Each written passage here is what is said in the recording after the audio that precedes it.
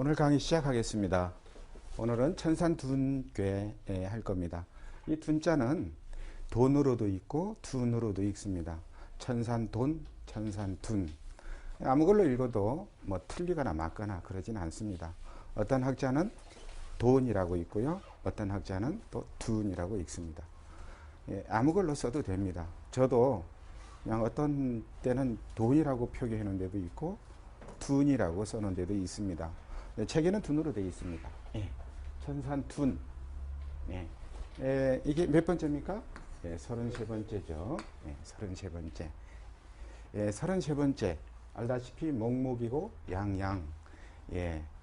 양양으로 되어 있습니다. 목목이고 양양으로 되어 있죠. 양목, 양목. 이 둔자를 보면,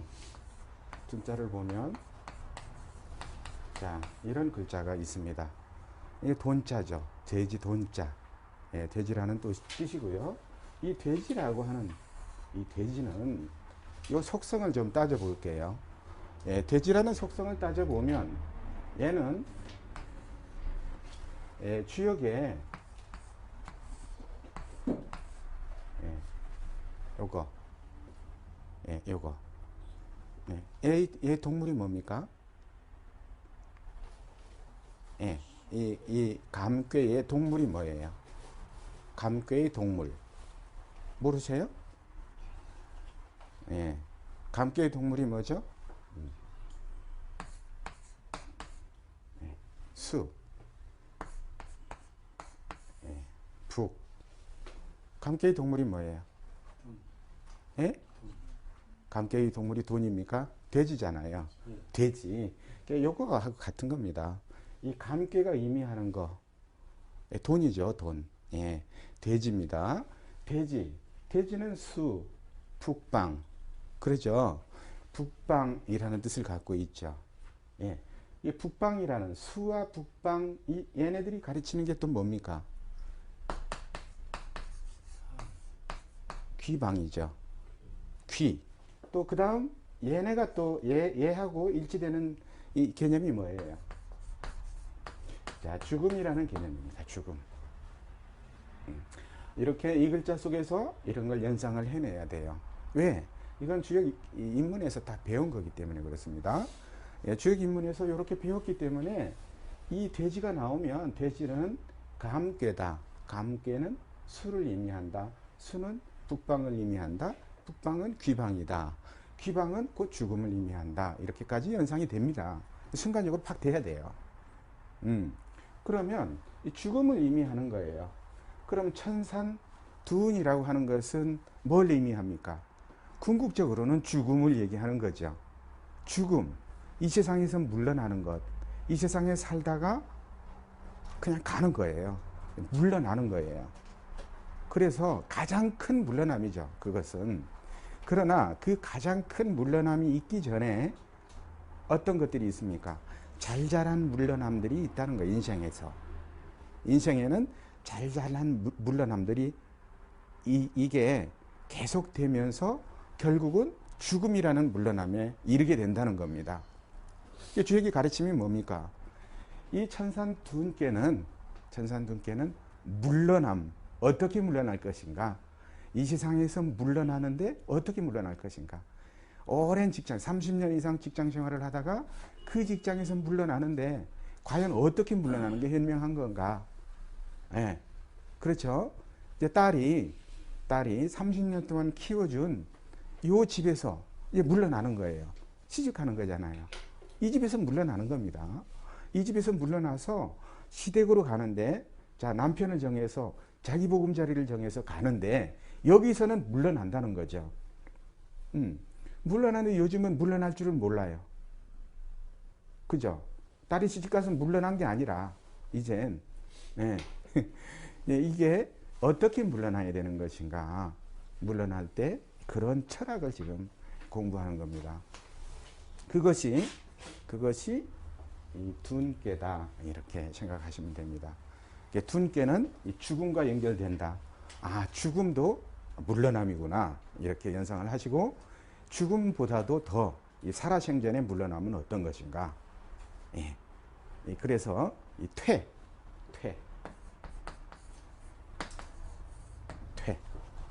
그리고 인. 자, 이런 거, 인, 이 퇴에 대해서 조금 더 깊게 생각을 해보는 시간을 갖는 겁니다. 네, 이것이 둔께다. 자, 여기서 보면 이거는 뭡니까? 토죠. 이거는 자, 금입니다. 다 양입니다. 양. 이해가시죠? 예, 양입니다. 자, 이건 남자잖아요. 예. 이것도 남자고요. 예, 다 양입니다. 다 이렇게 양과 양이 내꾀와 외꾀가 양과 양이 결합으로 이루어졌을 때는 어떻다고요? 생산이 안 된다는 거죠. 이 생산 활동과는 전 관계가 없는 얘기예요. 사람의 물러남, 자, 사람의 죽음, 이거 생산 활동과는 직접적인 인생의 생산 활동과는 관계가 없는 얘기를 지금 하고 있는 거다 이 말이에요. 예? 무슨 이익을 창출한다든지 이런 얘기가 아니라 이건 물러남에 관한 얘기다. 양과 양이 결합이다. 가장 강한 기운들이 결합이다. 이렇게 생각을 하시고요. 자, 이것은 사람으로는 누굽니까? 요거. 예. 소남이죠. 얘는, 요거는, 위에는, 외께는 뭡니까? 아버지, 임금, 절대자, 뭐 이런 거죠. 금, 양금이니까. 계절로는 뭐? 가을. 이런 이미지를 갖고 있단 말이에요. 그러니까 이것은, 여기 이 괴에서만은 이것은 자, 이렇게 대비를 해서 설명을 하고 있습니다. 예, 이렇게 대비를 해서 요 위에 것은 군자로, 밑에 것은 소인으로 대비를 시켜서 비교를 하면서 설명하고 있다 이 말이에요. 이렇게 비교를 하면서 설명합니다. 이 괴에서는요. 예, 뭐 항상 그렇다는 게 아니라 여기에서는 그렇게 설명하고 있다. 이렇게 아시면 되겠습니다.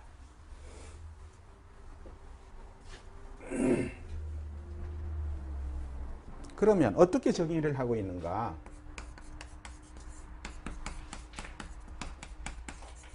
자, 정의를 어떻게 하고 있습니까? 예, 돈.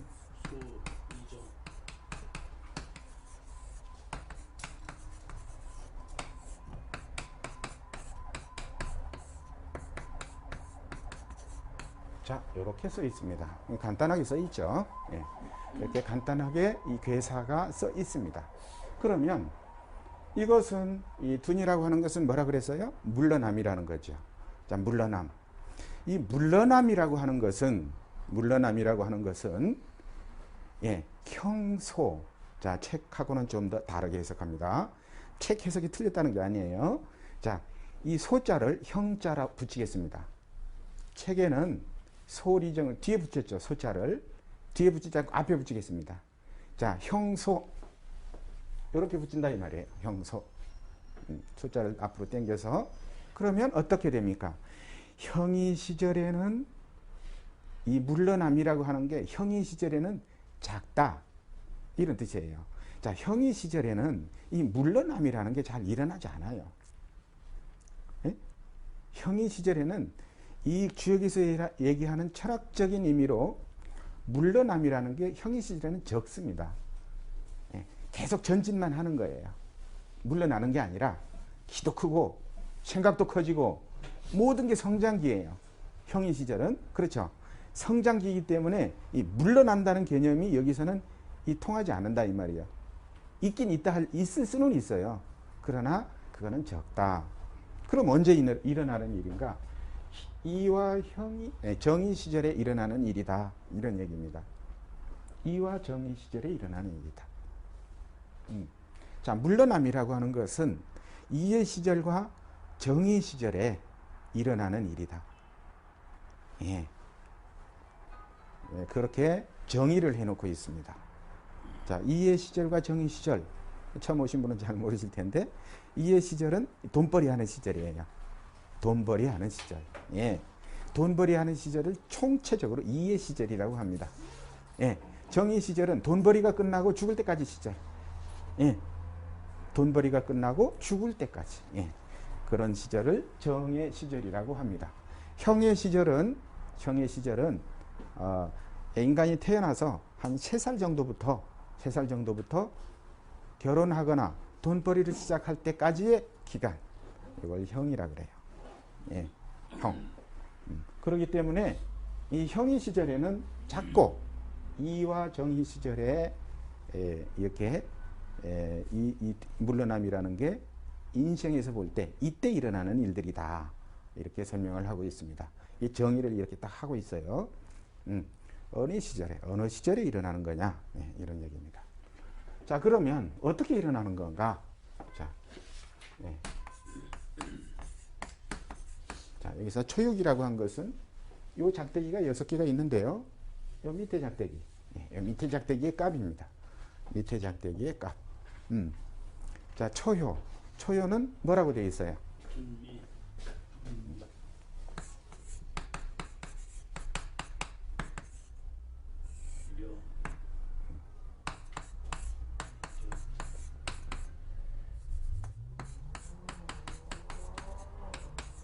들미려, 물용, 유유왕.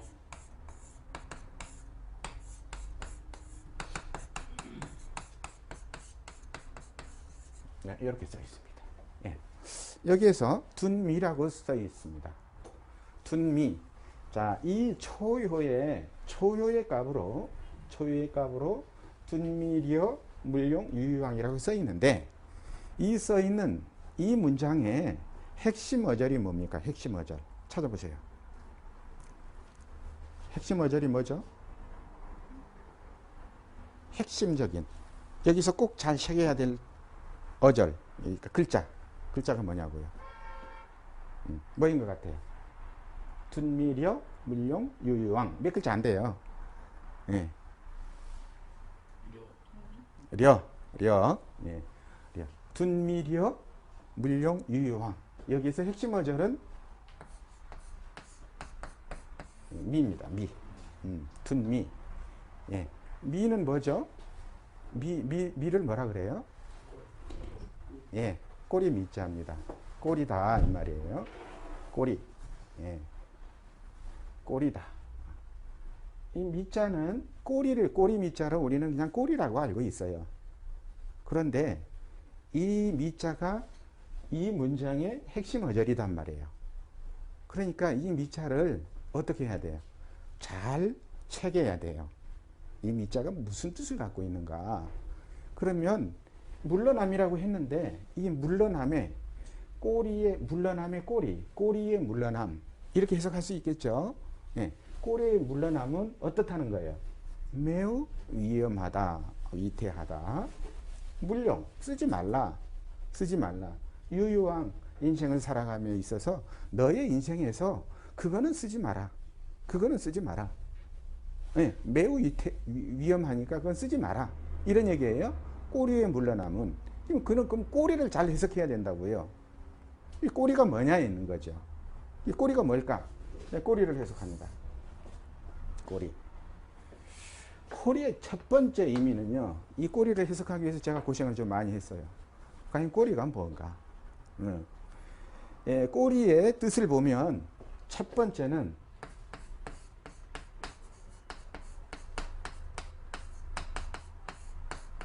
미련이라는 뜻을 갖고 있어요. 미련.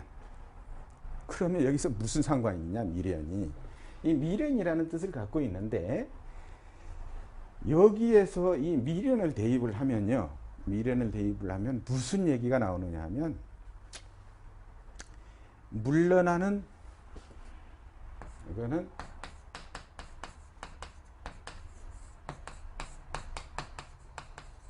과정을 얘기합니다. 과정. 물러나는 과정에서 미련을 남기면, 자, 물러나는 과정에서 미련을 남긴다. 이 무슨 얘기일까? 자, 우리가 회사나 어디에서 그만두게 될 때 물러나는 과정에서 그 회사에 미련을 남기는 거예요. 계속 미련을 남기면 위태롭다, 이 말이에요. 물러날 때가 되면 깨끗하게 물러나야지. 거기다가 미련을 남겨둔다는 거죠. 미련을 남겨. 그 과정에서 이 미련을 남겨서 이상한 일에 엮어지는 사람들도 많이 있습니다. 그러니까 미련 남기지 말라. 거기서 떠날 때는 깨끗하게 정리하고 인계인수 잘하고 그냥 딱 떠나야 되는 거지. 새로운 삶을 살아야지. 그 동네에 자기가 있던 동네에 미련을 계속 남겨둔다는 것은 좋지 않다. 위험스러운 일이다. 절대 인생에서 그걸 하지 말라. 이렇게 가르치고 있다 이 말이에요. 자, 두 번째. 예. 여기에 무슨 뜻을 갖고 있냐면 또 자, 끝이라는 뜻을 갖고 있어요. 이 미자가 미련이라는 뜻도 갖고 있지만 끝이라는 뜻도 갖고 있다고요. 예. 그러면 그 무슨 말이야? 물러날 때 어떻게 물러난다? 맨 끝에 물러난다는 거예요. 맨 끝에 물러나. 직장에서 물러날 어떤 상황이 되는데 예를 들어서 지금 설명하는 겁니다. 맨 끝에 물러나는 거예요. 시기를 잘 자기가 판단해서 알맞은 때에 딱 물러나야 되는 거예요. 그런데 제일 끝에까지 남아서 물러나면 뭘 해야 돼? 그 회사가 부도가 난다. 부도가 나면 부도 처리 다 해야죠. 예. 굉장히 위험해지는 거예요. 내가. 왜? 모든 걸 자기가 다 그 뒤치다거리를 해야 되니까. 예. 그러면 그런 위험성을 감수해야 된다는 거죠. 그렇기 때문에 그거 하지 마라. 매우 위험하니까 그 짓거리 하지 마라. 그런 뜻이에요. 예, 맨 끝이라는 뜻이에요. 끝. 네. 예, 그 다음에 뭔 뜻이 있냐? 이 맨 끝에 이제 물러나는 거고, 그 다음엔 어떻게 물러나냐면 D라는 뜻을 갖고 있어요. D. 예. D. 저기 오늘은 가서 이 미자를요 큰 우편에서 한번 찾아보세요. 제가 쓴 게 나왔나 안 나왔나 한번 확인 좀 해보세요. 예. 자, 이렇게만 나와 있어요. 이렇게 D라고 되어 있어요. 자, D라고 하는 뜻을 이 주역에서는 어떻게 새겨야 될 것이냐는 거죠. 그래서 주역이 어려운 거예요. 주역이 어렵다는 건 이 글이 하나도 어렵지 않습니다. 의미가 어렵다는 거죠. 요걸 D라고 되어 있으면 이것은 무슨 얘기냐면 뒷문으로 나온다는 거예요. 뒷문으로 나와. 앞으로 당당하게 그만두는 사람이 앞으로 당당하게 사표 내고 딱 내고 나와야 되는데 오늘 보니까 이 사람 안 나오는 거야. 이 사람 왜 안 나와 하다 보니까 그만뒀대. 사라졌대. 응? 행방불명이래. 뭐 이런 경우도 있을 수 있잖아요. 있어요, 많이. 응. 그 사람 안 나온대 이제. 예? 자, 인사하고 사표 내고 나 그동안 여러분들 참 고맙습니다. 덕분에 있다가 그만 갑니다. 내가 뭐 어떻게 합니다. 어떻게 인생 살아갈랍니다 하고 다 이제 인사하고 악수하고 가야 되는데 그게 아니라 어떻게 가는 거예요? 갑자기 사라진 거예요. 뒷문으로 나가는 거예요. 앞문으로 나가는 게 아니라 뒷문으로 나가는 거죠. 네. 자, 이런 뜻을 갖고 있죠. 네. 그 다음에 어떤 또 뜻을 갖고 있냐면 이 미자가요.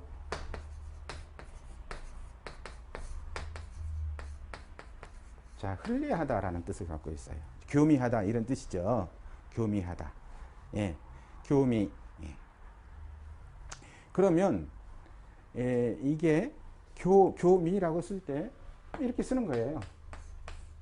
이렇게 교미. 예, 요 미자를 쓴단 말이에요. 그러면 이건 무슨 뜻이에요? 가만히 생각해 보세요. 어떤 조직에서요. 성추행, 요즘 말로 얘기하면 성추행으로 물러나는 거예요. 이번에 그런 사람이 있었죠? 있었잖아요. 예. 예. 이분하고 종씨. 예. 그러니까 있었다고요. 그러니까 그렇게 아주 불미스럽게 물러나는 거죠. 불미스러운 일로. 예. 불미스러운 일로 물러나는 것. 자, 이 뜻들을 가만히 새기면서 이렇게 대입을 해보니까 이게 어느 게 제일 추잡한 거예요? 이게 제일 추잡한 거죠. 예, 제일 추잡하잖아요. 예. 그 조직에 있으면서 어떤 불륜에 엮여서 물러나면 굉장히 불편하잖아요. 가족들한테 민망하고, 이번에 어떤 권력기관에 있던 사람도 그랬잖아요. 얼마나 그 불편합니까? 예. 그렇게 해서 물러났잖아요. 그 일이 아니면 물러날 일이 없잖아요. 예. 그런 불미스러운 일로 어떤 이성과의 문제 때문에 그것이 문제가 돼서 아주 그냥 좋은 자리에서 이제 물러나는 경우들이 있죠. 예. 그것은 높은 자리일수록 이게 문제가 되는 거예요. 사실 막 밑바닥에서는 그런 것도 문제 삼지도 않아요. 예. 이런 높은 자리일수록 이게 문제가 된단 말이에요. 자, 이렇게 미라고 하는 것은 굉장히 많은 의미를 갖고 이분이 썼다는 거예요. 쓰는 사람이. 미라고 한 글자 딱 써놨지만 이 미에서 물러나면 매우 위험하고 인정해서 그거 쓰지 말라. 이렇게 아주 그냥 강하게 이렇게 강조를 하고 있어요. 근데 그 강조하는 게 도대체 꼬리에 물러나면 위험하니 뭐 어쩌고 저쩌고 이렇게 그 천자문식으로만 해석하면은 주역은 해석되지 않습니다. 주역은 천자문은 언제 써진 거예요? 한자문에 써진 거죠. 천자문은 1100년대에 써진 거예요. 서기. 이거는 BC 1100년에 써진 거고요. 그만큼 2000년이라는 시간을 갖고 써진 거기 때문에 천자문의 해석 방법과 해석하는 천자문 시대의 한자와 이 시대의 한자와도 다릅니다. 한자가 달라요. 한자의 뜻이 다르다고요. 예. 그 당시에 지금 나옵니다만 이 글자만 하더라도 이 당시에는요, 여자라는 의미보다는 사람이라는 의미가 더 강했어요. 그냥 일반 사람이라는 의미가 더 강했다고요. 나중에 점점 여자라는 의미로 굳어지게 됩니다. 예. 그러니까 그 시대에